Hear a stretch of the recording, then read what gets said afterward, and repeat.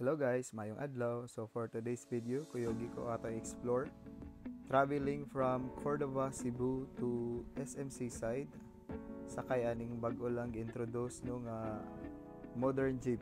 So from Gaisano, Cordova, kilid ana niya na ay Hamugaway before nga food park dito ang ilahang station. So okay ra pud kayo ang ilahang man waiting station or terminal nila kay air condition man while waiting para sa modern jeep nga moabot. Then from Cordova going to Sisilex di ay siya moagi guys. So ano yung malabyan. So first time po na may McDonald's diri sa Cordova. Then first ever po ni ang ilahang traffic lights diri sa lungsod sa Cordova. So this crossing going na siya padong sa Sisilex.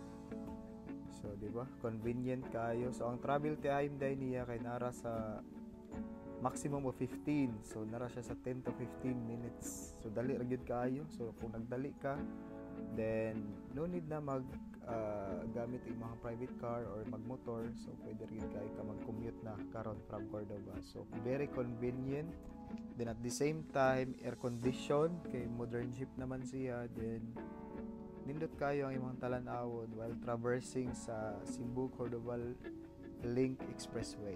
So now we arrive in SMC side. So directly mo sulod ra gid siya sa SM. Nara pod sila specified nga terminal sa sulod or waiting area. So mo no, dire ra sila sa interior.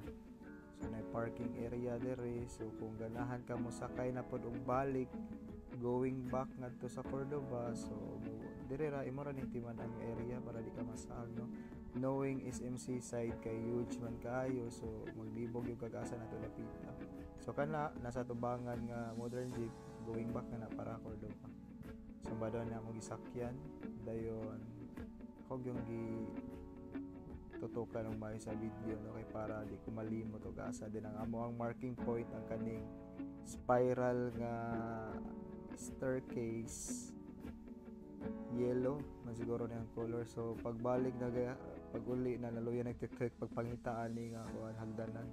So mo na yung timaylan. So that's it. So bye.